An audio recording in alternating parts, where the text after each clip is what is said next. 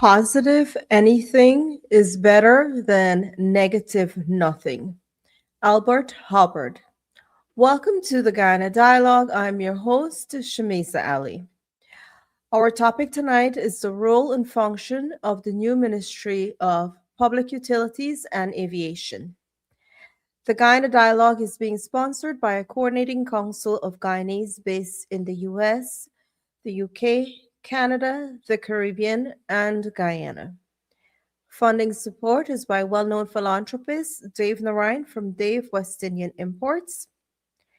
Please welcome my moderator for tonight, Dr. Tara Singh. Thank you very much, Sumisa, and welcome to our listeners. Our panelists tonight are Dr. Vishnu Bisram and Dr. Sanjay Ramkisoon. Our guest tonight is the Minister of Public Utilities and Aviation, the Honorable Deodat Indar. Good evening and welcome, everyone. Good evening. We have the Good same. evening. Good evening, everybody. Good evening. Dr. Tara. All right. Thank you very much, Shamisa, and welcome to our viewers. First, let us apologize. We had some technical issues that has been resolved, and we are very happy to have the Minister of Public Utilities and Aviation, Honorable Deodat Indar, with us today. We have been trying for some time to get him on board, but I guess he was busy, excessively busy. We want to congratulate him also on the appointment of a new ministry, which is very expansive, as I believe. Perhaps he can tell us the various sectors that he got to cover: maritime, water, etc. So not too many people in the diaspora in particular knows about the portfolio, the depth, the breadth of your portfolio. So that will be very helpful if you can explain to us what areas you cover and or what specific goals you have in mind at a general level. Then we'll go into clarification and any kind of issues, questions, etc. So thank you very much for being with us and joining this program. And once again, congratulations on the new portfolio. I believe you were before also the president of the Private Sector Commission at one time. So go ahead, Honorable Minister. Well, thank you very much, Dr. Tara and Shamiza and Mr. Ramki Soon and Dr. Bisram, and to all of your viewers slash listeners across the globe. Thank you for having me. And yes, I know that there were many attempts to get me on the show, but as you rightly said, it is a new ministry, a first Ministry of Public Utilities and Aviation that is established in Guyana. And after the 2025 elections, the president of Guyana saw it fit to create this new ministry for a number of reasons. But one of the biggest drivers of it is to ensure that we have the level of focus on delivering better services in some key sectors. So the ministry, public utilities cover power generation. So all of the power generation in the country, whether it's GPL for the coast or the hinterland electrification companies them that we have about 8 power companies across the hinterland areas in Letem, in Maria, in Linden, in Kwakwani, in Mabaruma, Port Kaituma, Maruka, all those places we have power companies. So anything to do with power generation, water management as well too. The GWI and that entire sector falls on the public utilities, the area of public utilities. But we also have the maritime affairs, everything to do with the Guyana's waters, the regulation, the regulatory body that is what we call MARAD in Guyana. And then we have the aviation sector, which deals with the regulator, which is the Guyana Civil Aviation Authority. And then we have all of the airports like Chedjagan Airport, we have the Ogle Airport, we have all of the aerodromes across the country. So those are some of the major areas under the ministry. In addition to that, I've since I was in my previous portfolio as minister within the Ministry of Public Works, I have spent the last 5 to 6 years assisting the Prime Minister of Guyana with the energy sector. So stuff around the energy agency with solar projects, the small hydros that we're doing, all of fuel importation, gas to energy project, and a number of other energy related activities. I assist over Prime Minister's office. So the ministry is it touches every aspect of life in Guyana. So it's a big ministry. The budget is relatively huge as well. The responsibility and scope as well is wide reaching, and it's a task to build a ministry from the ground up, from designing the logo to setting up the structure to understanding what is needed in key um, personnel management, what staff is needed to run a new ministry. To set it up from the time I was appointed took some time. We had to get our offices. We had to set that up. We had to, as a whole, it's like starting a business from the ground up. But in this case, it's a ministry, a government ministry, and with government, there are rules of how you do things. So because it's more rule based and so on, it took a little time. So my apologies for not coming on the show earlier, but whilst I'm doing that, I still have to make sure that the projects are being implemented across the different subsectors, and I've been pushing that. So maybe we can go into some of those later in the show, but that's just a 30,000 feet view of what the ministry is about. Okay, thank you very much for that introduction. Um, Before I pass you on to Dr. Vishnu, I just want to ask you one question. Or there is some statement made by the president that you're going to expand the Chedijagan Airport. You're going to build a new terminal for the arrival. Can you educate us on that? Yeah, so that is actually something that is already on the way. It's not like something that we plan to do. A contract has already been awarded to a British company to do a second terminal. Is about 100 and in excess of 150,000 square foot. It will be a second terminal, modern terminal. But in addition to that, we're doing a whole host of things at the CGIA. We're going to move that that iconic tower that you see there, the we call the Mhm. control tower that the air traffic controllers are in here. Because what has been happening is that for the past 5 years and counting, we have increased the number of airlines coming into Guyana. So we started out in 2020 with about 4 airlines, which is about, yeah, it was Copa America, Suriname Airways, Caribbean Airlines, and American Airlines. But today, 5 years after, we have 16 airlines. And when those flights come in, there's no parking apron for those planes. So we are moving that tower, and we'll put it in another location, and we'll extend that to create more parking aprons for planes, because sometimes they come at around the same time, and they're not enough um, parking aprons. But in addition to that, we are doing a lot of modernization at the airport there. We are doing an inline baggaging system. We are putting in more cameras, more surveillance stuff. We're gonna have curbside checking. In our immigration side, we are immigration and customs operation and so on. We are trying to make that like you walk straight when you come in as a Guyanese or a returning Guyanese.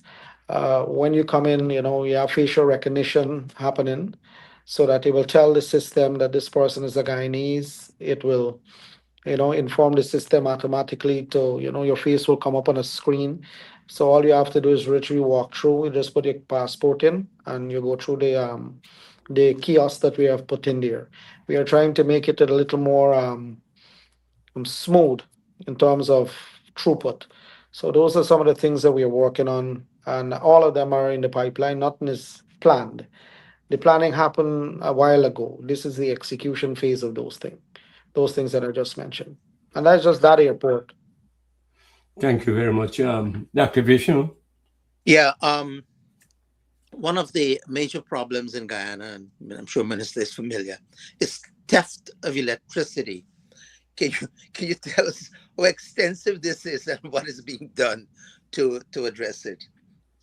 So the power company in the past,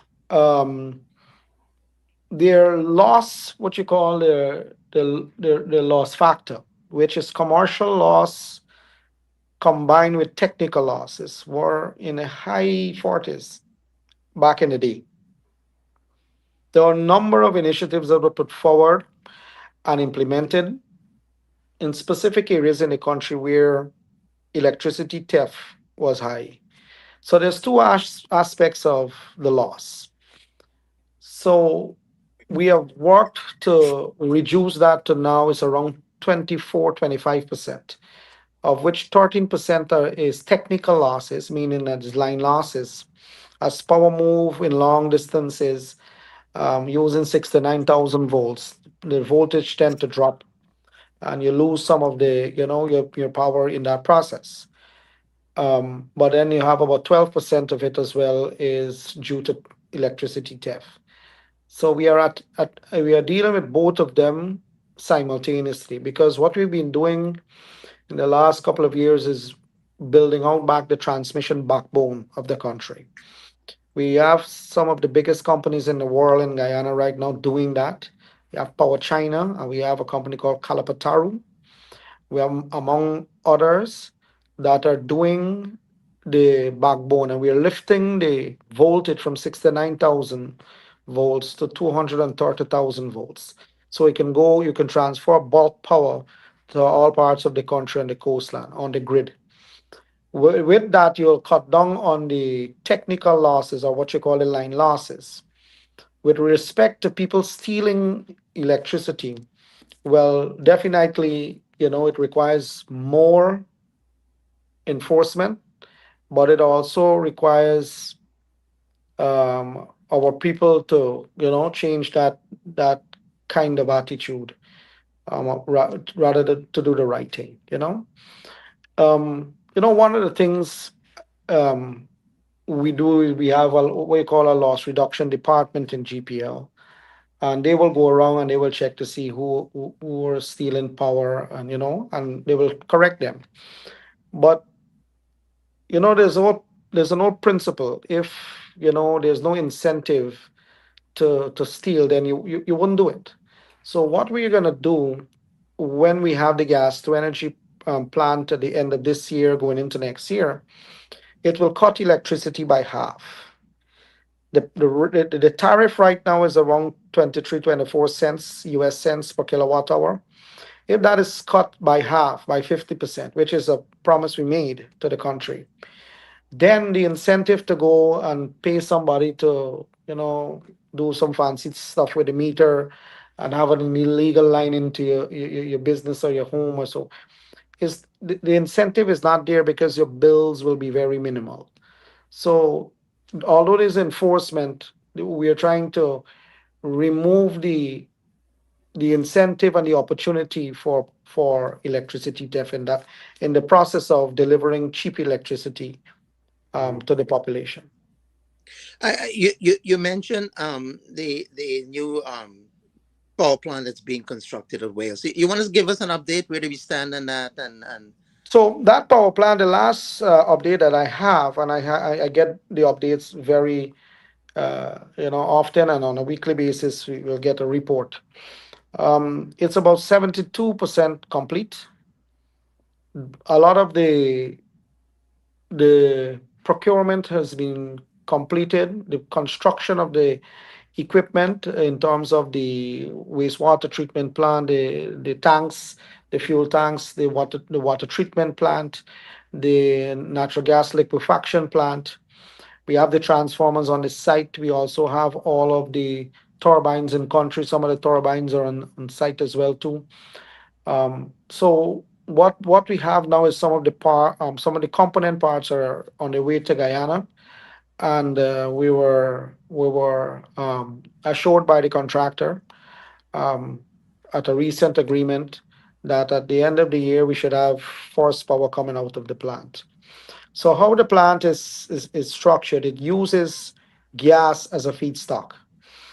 And we have the pipeline already from offshore, and it's terminated at Wales there. Exxon put that pipeline there.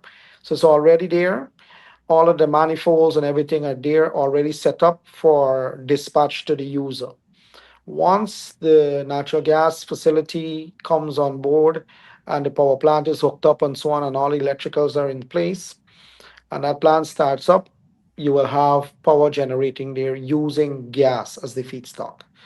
And you will get in the first phase 228 megawatts of power, which is these Siemens turbines. They have about four of them, and then they have two steam turbines um, at the back, which is the combined cycle. So you have what you call simple cycle, which is the gas turbines, and then you have the combined cycle, which is the steam turbines in connection with the gas turbine. So together, you will have 300 megawatts of power. And that power in the past cannot be dispatched on a 69,000 line because it will fry the line. The capacitors and the line hardware is not designed for that heat signature and that level of bulk power moving through the network. That is why a few years back we knew that we had to start building out the dispatch of that. So you have to get new substation, you have to get a brand new transmission line, and if you and lines actually. So if you come to Guyana now and you go at the back, if you're coming down from the airport and you pass by Garden View, you see these massive structures moving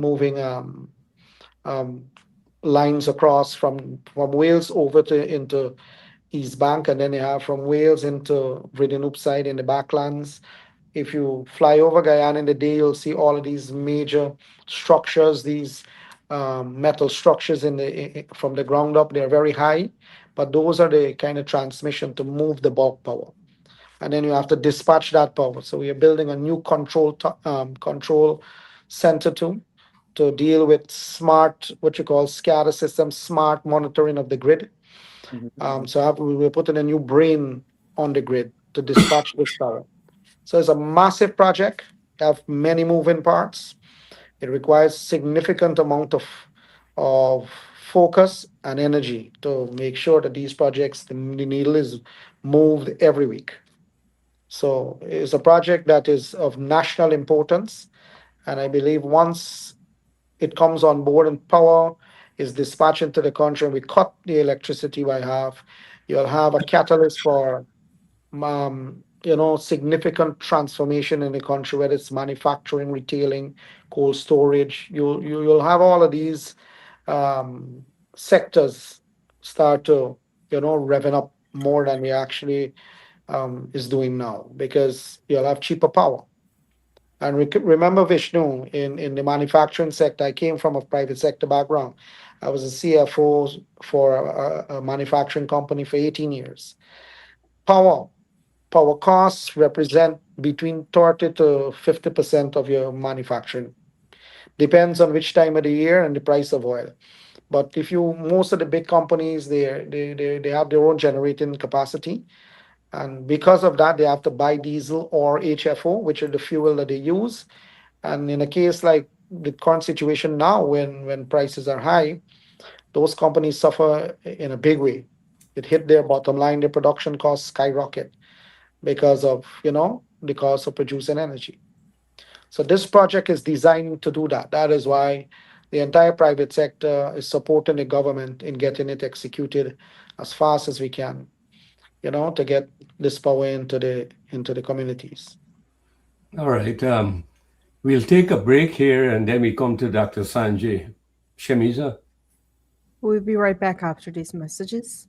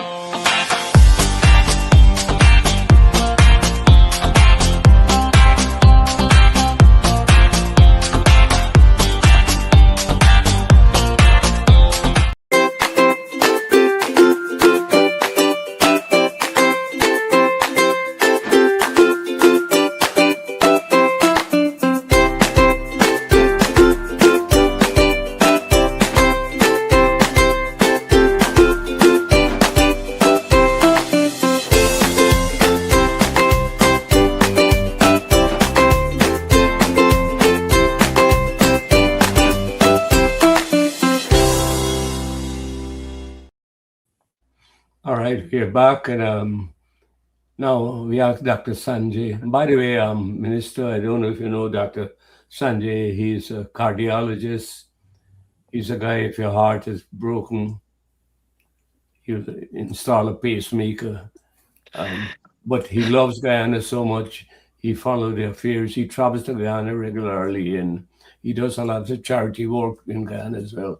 Dr. Sanjay, over to Thank you you. very much. Thank you very much, Dr. Tara. Minister, I'm so happy to hear that the cost of energy, particularly electricity, is going to be lower for every Guyanese. I think it will increase production and everything else. Even in the healthcare field, sometimes we have challenges with blackout.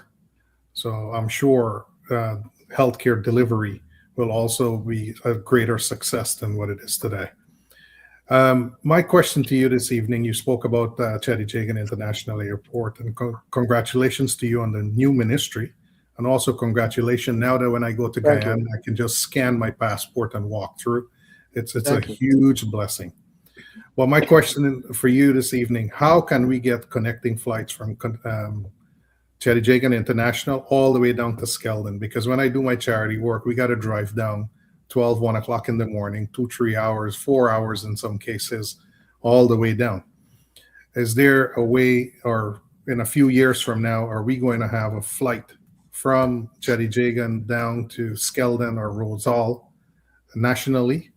Well, I'm glad you asked that question. So, right now, the aviation sector, first, let me just say, when the president appointed me, he has mandated and tasked me to ensure that Guyana, or efforts to ensure that Guyana becomes the regional aviation hub and a regional maritime hub. On the aviation side, uh, do you know where we have the Chedijagan and we have the Ogle Airport? Yes. But we have currently two requests for proposals out for an airport at Rosal, which will have the capacity to handle jets. The length of the runway is expected to be around 6,500 feet, which is longer than Ogle. Ogle is around 4,200 feet. And then LETEM will have a category, what ICAO standard has as a category 4E, which is around in excess of 8,000 feet runway. The Chedijagan Airport is about 11,270 something feet, which is the longest in the Caribbean.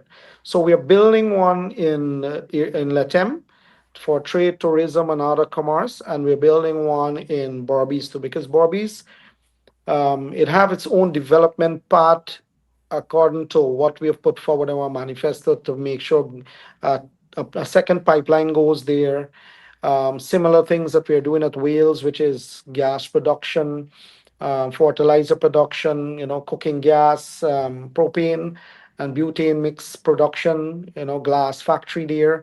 So we're trying to do that in the Barbados area. The only difference is that the Barbados, the gas is maybe 4 or 5 times the amount in that side.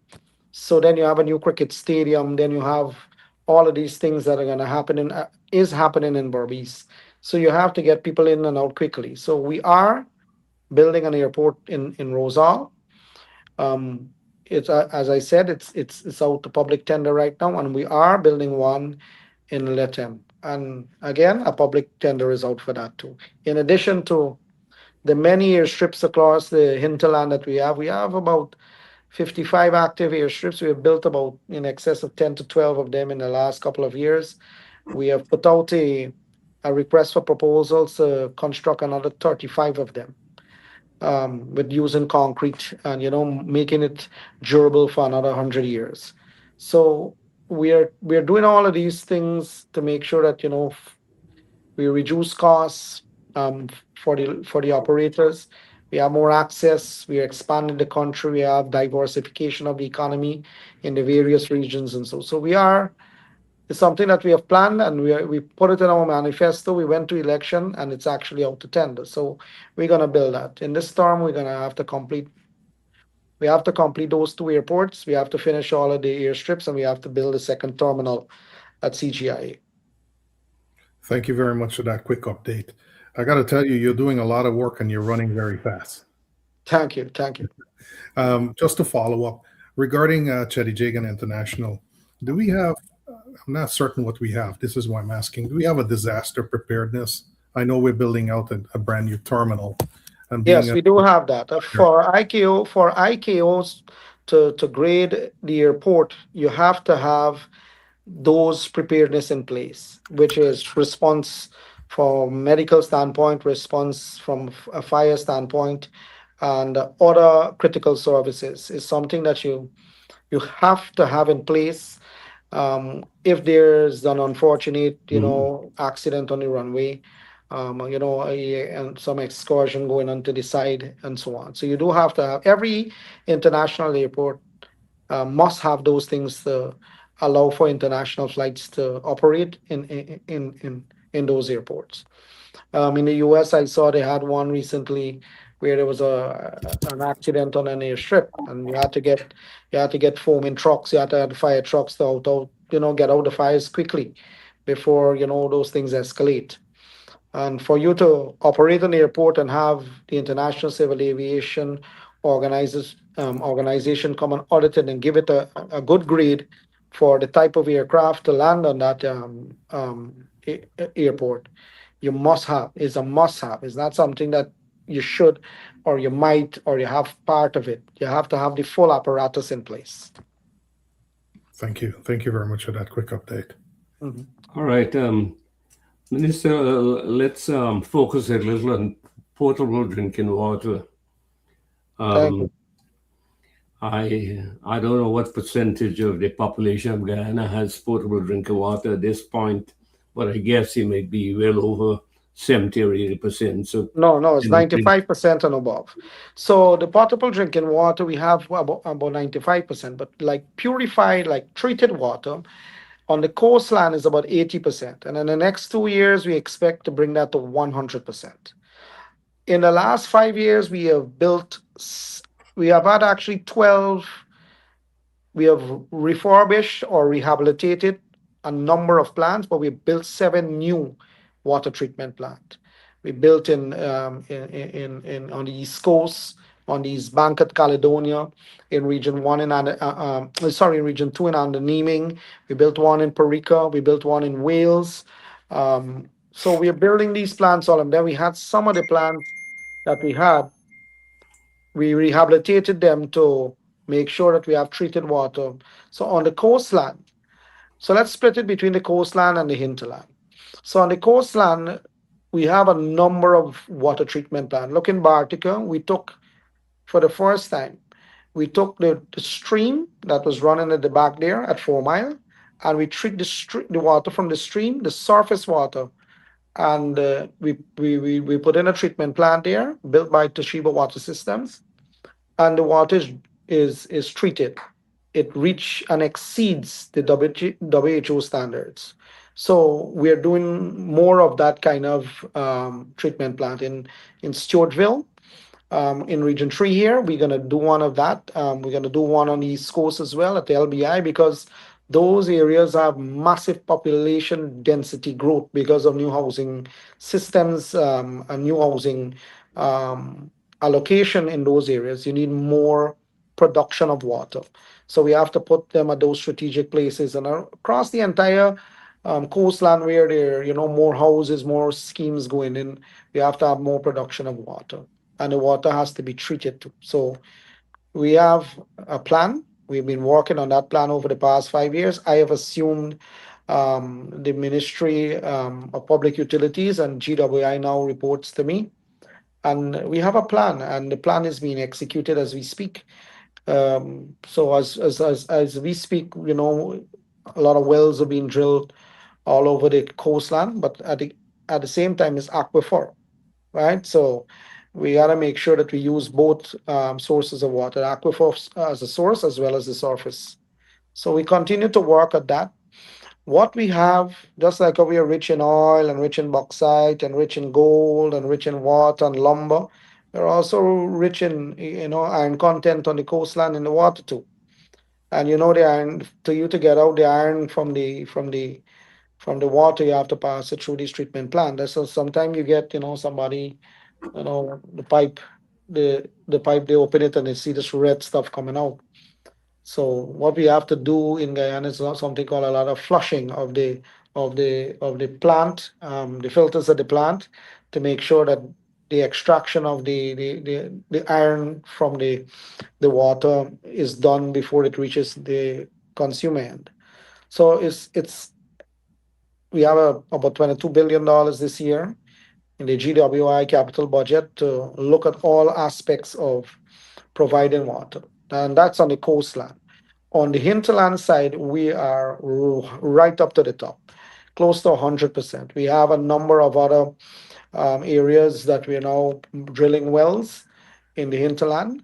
Those have been tendered out. Some have been awarded, and some of those contracts have gone um, uh, um, gone out as well. But in the last 5 years, we have done a number of wells in the hinterland in areas that some of Guyanese people don't even know the names of the communities that we actually put water systems in. I've been into Region 9 about 2 months ago and commissioned 4 different villages water system networks, because all in the community, all those community, they have to go to the creek, and they have to use that water. But we are now putting the wells in those communities, so they get treated. And the water in Region 9 and Region 8, parts of Region 8 and Region 9, they don't have any iron content in those aquifers, so there's no need for treatment of those water source. But in other parts of the hinterland, you'll find the water is have the iron in it as well too. So we are working is across the country kind of approach to making sure that every household, every community have access. Now, if you're in the hinterland, if you know how Guyana is, when there's a village here, sometimes there's a person living 5 miles down the road and it's only 2 or 3 houses there, and then it's scattered like that. So it presents a significant challenge to run lines there, because the farther the water has to travel, the more production you need and the more pressure in the system.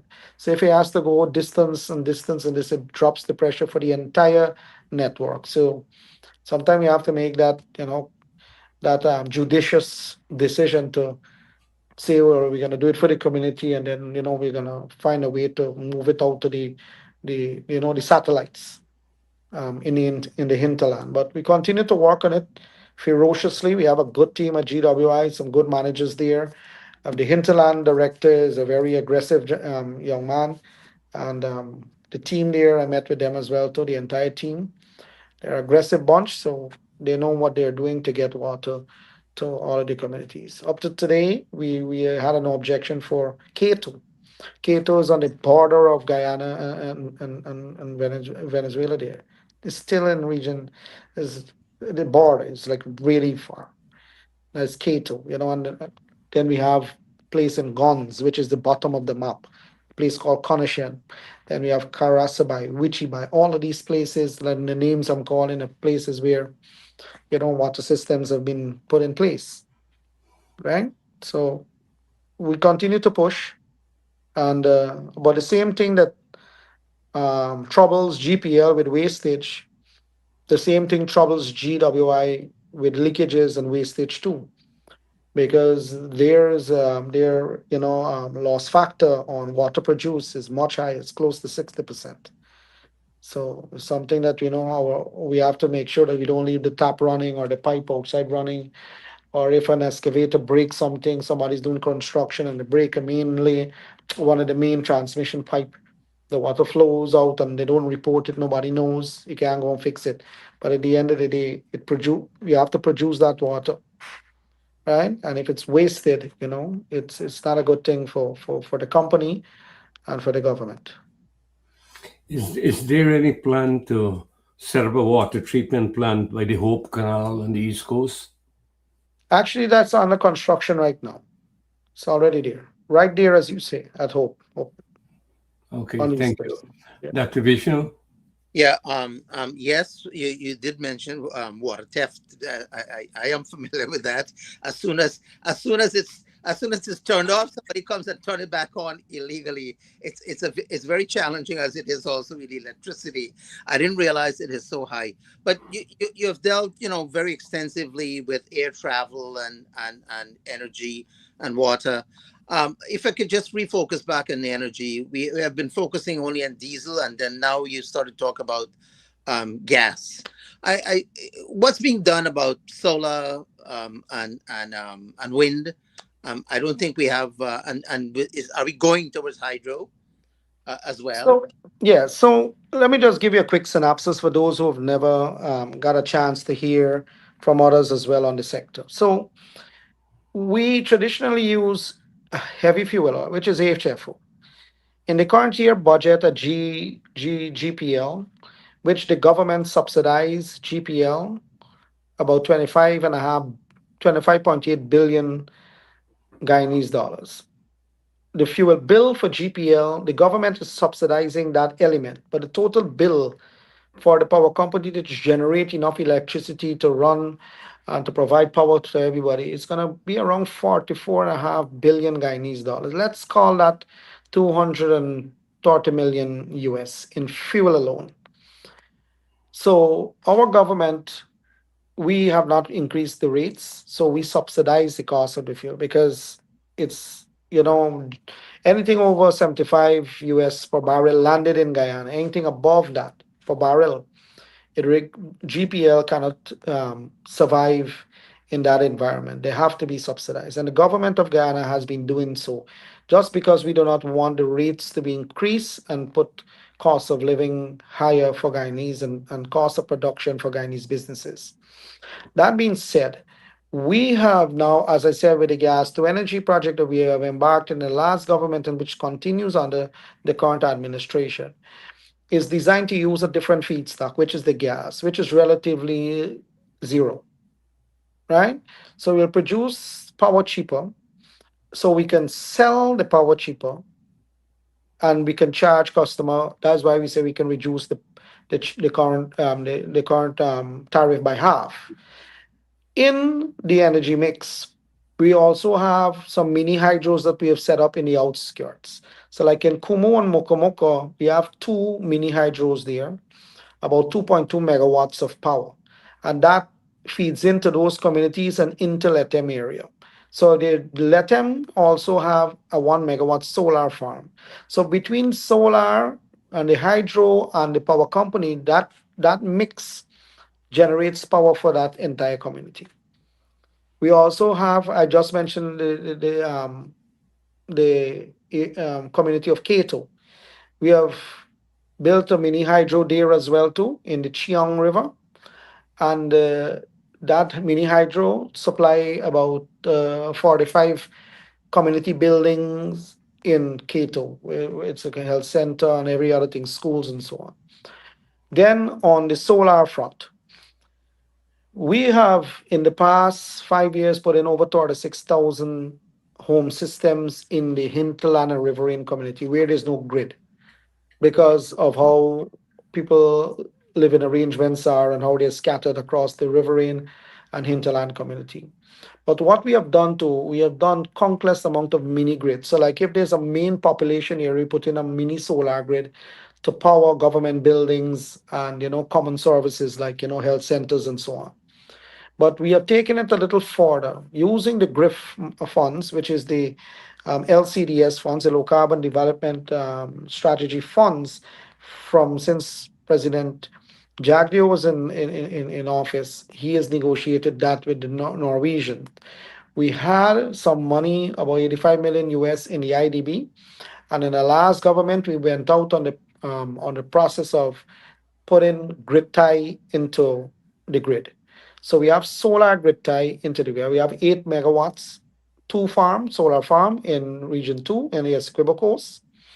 We have 10 megawatts in Berbice and spread out from Trafalgar straight over to East Berbice going that way. So we have 10 megawatts, and we're currently building 15 megawatts in Dakar straight up to Linden and Retrieve. And those are tied into the grid. They generate solar and they have these battery systems and so, but it powers the grid. So you have a total about 18 plus 15, about 33 megawatts of solar grid tie solutions. In the next 5 years, we're gonna have about 100 megawatts of solar between the hinterland and the coastland as well. We have also went out to hydro for the hydropower plant for Amelia. We got in a couple of bids, some strong bids. Those are just, I mean, I think last week was the closing date for those. We continue to pursue that hydropower so that the energy mix deals with, all aspect, as the president said, the balance between fossil and renewable. Wind energy, something that we continue to explore. It's not off the table. It's part of our policy position on renewable energy. So that gives you all of the above in a way that is balanced, in a way that is what is available, and how we can deploy those sources of energy. Yeah, Mhm. Minister, I'm not familiar. Do we have hot springs like New Zealand and other countries from which we can extract energy? Do you know? Not that to my knowing, and not to the scale that you might need it. You know. Okay. All right, Dr. Sanjay, over to you. Thank you very much. Minister, regarding the current power, total 100% power of the country, what percent you would say come from solar at this point? Well, it's right now we have 18 megawatts of grid tie because the other 15 is still under construction. Let me just do a quick thing for you. This is 18 divided by uh, 228.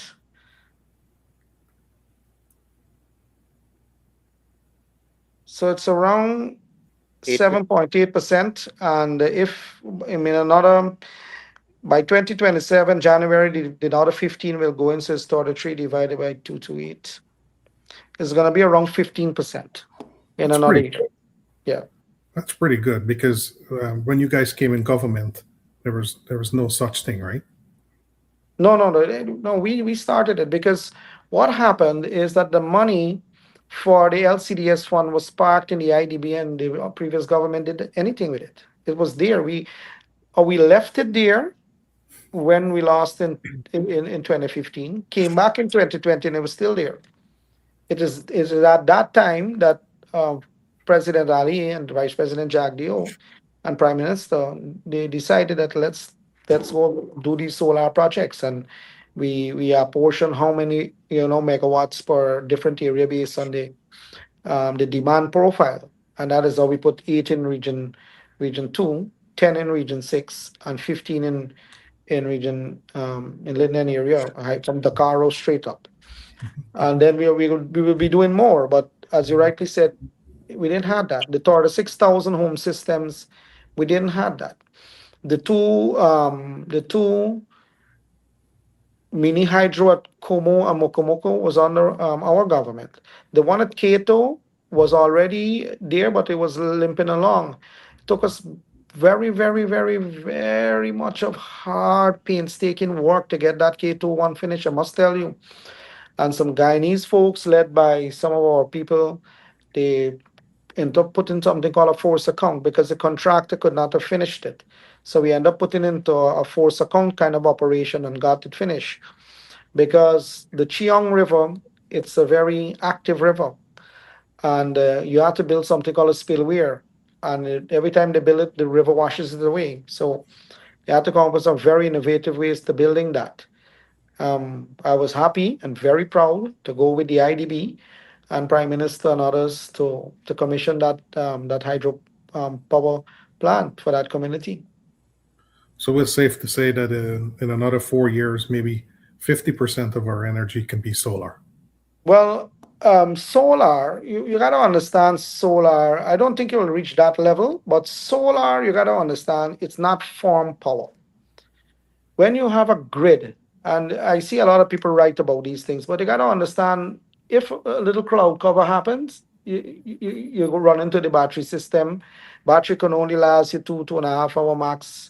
Very expensive to replace. If you have a period of a long, what you call a long period, like maybe all week you're having rain. What do you think will happen to the country if you use solar? Right. People will get outages. It's what you call intermittent power. So you can't use solar to be the main source of grid. If hydro can be used, but we're now building out the hydro. We're now going out to tender for that so that we can build that to bring in 165 megawatts. But 165 megawatts is not what the grid would require in a couple of years. We're projecting that in another couple of years it will be close to 1 gigawatt and above, which is 3-4 times the current demand profile that we have. So solar power, it's good, it's renewable, but you got to know how you balance it. All right. Before we go to some questions, my final thing, tell us your responsibility for the maritime sector. So the maritime sector, the shipping sector, it's a challenging one. And I like challenges, especially of this kind. The eagle will go on the top of the hill, and when the storm comes, he will revel with his wings, and he open his wings. And then when the breeze come with the speed, he just jumps, make two flap, and let the wind take him to his destination.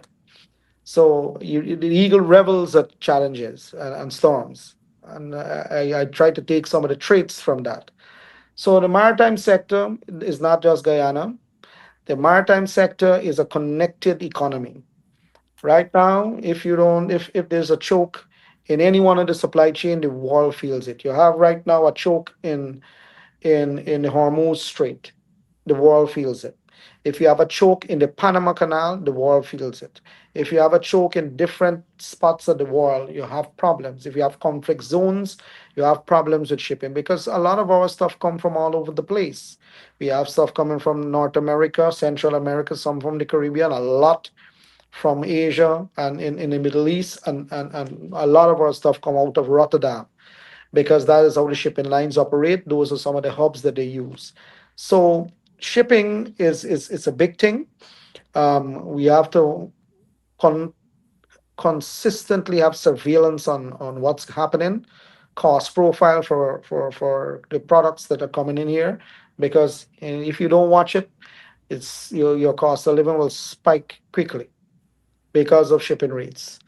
So we continue to watch that. Guyana's oil and gas sector operates in a maritime environment, so we have a lot of that happening in Guyana, a lot of vessels in and out of the country.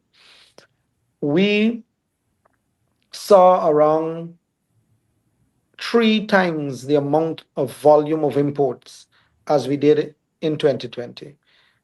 We now Around then we had about 50,000 TEUs in port, which is TEUs is equivalent containers, 20-foot containers, right? They call it TEU, that is the term they use. We saw that raise close to 150,000 at the end of 2025. So it's 3 times the amount of imports into the country. That means the amount of ship that are calling to the ports about a little over 1,000 around 2020 time. It's now 3,600 per annum. So the volume of traffic moving into the system is a lot. So to manage that, you have to have more resources, you have to have more assets, you have to have competent people. So when you're doing that, and then you have a lot of port development, everybody now who have something on the waterfront, they're developing it because we operate in this maritime space, as I tell you. All of the shore bays, all of the wharves, all of the sand depots, stone depots, everybody is using it for fuel storage and all sorts of things. So it is an active environment. The regulatory body, which is MARAD, it's consistently working with partners like Coast Guard and the others in the country, audit a law enforcement body, to make sure that we operate in a space that is safe and controlled. But it is, as I said, a challenging area. I recently had a massive consultation with the entire shipping industry to deal with issues around cost, demurrage, advanced demurrage, all of the things that are plaguing the system and causing choke or bottlenecks in the system, to see how we can work together to iron out some of them. They're not easy things to get done, but you have to approach it with a positive mindset. And I think that once everybody have that common nationalistic thing that, we want to make sure that Guyana is a place that, costs is down, and, one person doesn't profit more and have the other person, strangulating with heavy costs. Once we understand there's a balance, I think that, we can get it done. So there's an active conversation happening now within that sector. So the dredging of the Debar River comes under Yeah. your portfolio? So actually, we just signed a contract with Boscalis and a local partnership here to do some dredging beyond the sugar terminal till to further down the river, maybe till to past Grove area going down. But then we have to dredge from Marriott going further out, and from Marriott going to the sugar terminal. We have to dredge it. We did some dredging before when the shore base was being built at the front of the river to the left hand side. They called it Veshi, with an shore base. There was a Belgian company, Yandinol, did some dredging there. They widened the channel and and they made it deeper to maybe 9.5 meters depth, char datum that is, and they widened the channel about 100 meters as well too. So that goes out into the first Seaboy. But from the Turning Basin at the Marriott outside, they're going towards where a lot of the commercial wharves are. That needs to be dredged as well. The constraint is that we have a cable across the river that moves power from Kingston to Vidnup and Vidnup to Kingston, and rests on the bed of the river. So you can't. It acts as a barrier right now for dredging. So we're currently trying to put that cable at 25 meters down, drill it and put it inside a casing and take it across so that you can dredge that portion of the river, which is the critical piece between the Marriott and the sugar terminal in the Demerara River. Thank you very much. It's very important that you explain these things, and now we get a clearer insight, and I'm sure the viewers as well, our panelists, usually people will come and attack the views of ministers and making all kinds of allegations, but they don't have an understanding how the process is very important. The process you have to go through to achieve certain things, and those are the important Well, things. what just an explanation as we are on that. So the cable that is moving power from Vridenup to, there's a cable there that's been there for a long time. And it transmit power so that you can have what you call a ring circuit to some extent. You can have that. But it can only move 7 megawatts of power because so many persons dropped their anchor on that cable and damaged it. If you put more power on it, it's gonna just fry the cable.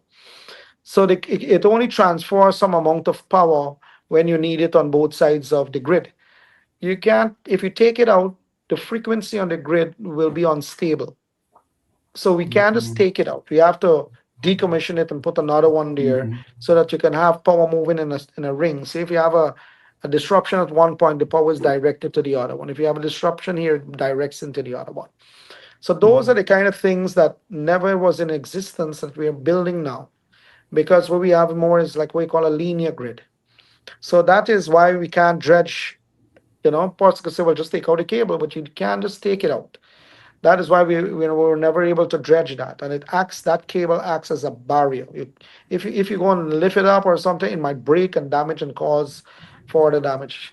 I don't know if you recall, maybe 2 or 3 years ago, a ship dropped the anchor on that cable and burst it. And during the COVID time too, took us a hard time to get it fixed. Because it's not just a little cable. You take it like this. It's a heavy duty cable that you have to do very technical work to attach it back. All right, thank you very much, Minister. I'll pass you over to Shamiza, who may have some questions for you. Thank you, Favorite Dr. person. Tara. Thank you, My Minister. favorite person on this show. How are you doing, Shamiza? I'm doing well. Thank you for being here this evening. Now, with Guyana having increasing international attention on the country, is Guyana's aviation sector adequately prepared for future demand? So it is that reckoning that we asked ourselves a few years back. that put us in a position to build a second terminal. And Guyana is a force that's happening in the aviation sector, you know, recently. So recently, Guyana has been elected chair of the Caribbean, what you call CASOS, the Caribbean Aviation Safety and Security System, which is a 28-year-old body.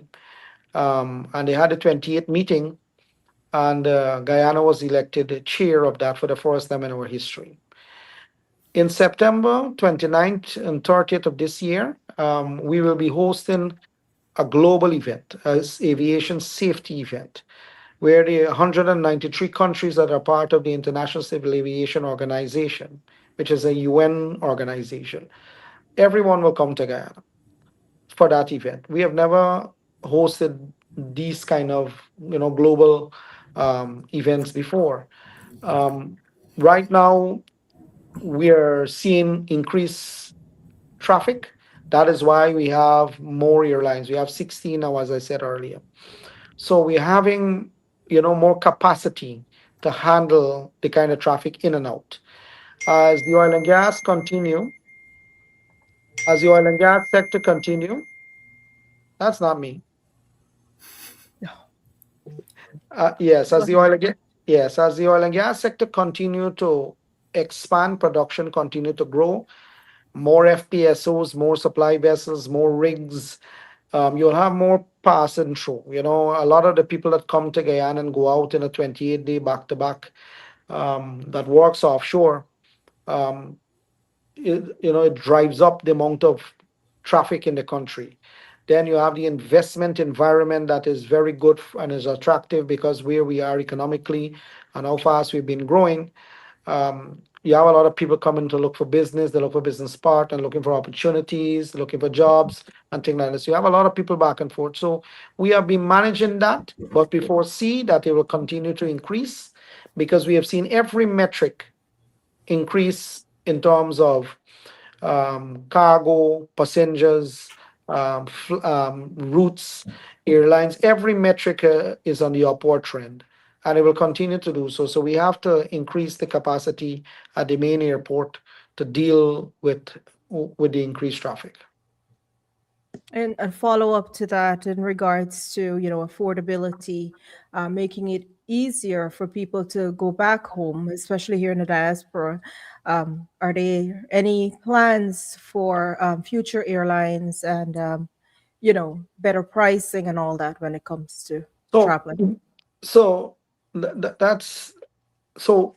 About a month and a half ago, I was in Rio de Janeiro, and I was at the Roots America, which is the aviation conference for the Americas here. And I met with a host of airlines, around 30 of them. Every airline that were present there, we met with them. Some of them they're examining their route network to see if they could add Guyana.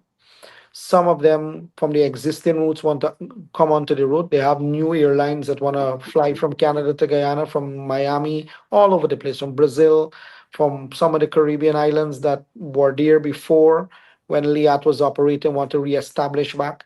So there's a number of new airlines that are looking at Guyana.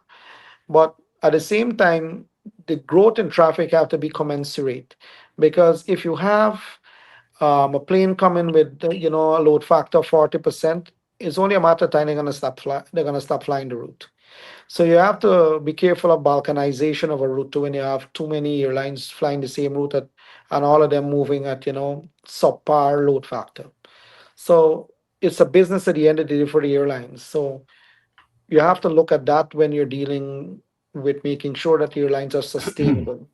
So we have added, as I said, we have 12 new airlines to the roster at CGIA, and we'll continue to grow from different destination. We continue to work with the airlines, try as much as we can to give them all of the incentive that the airport can give, to make sure that one is not treated better than the other, that we have a fair hand in dealing with everybody. So it is a constant thing that you have to be monitoring all the time, Shamisa, and we have been very, very, aggressive in this area. I can tell you, we've been very aggressive in this area.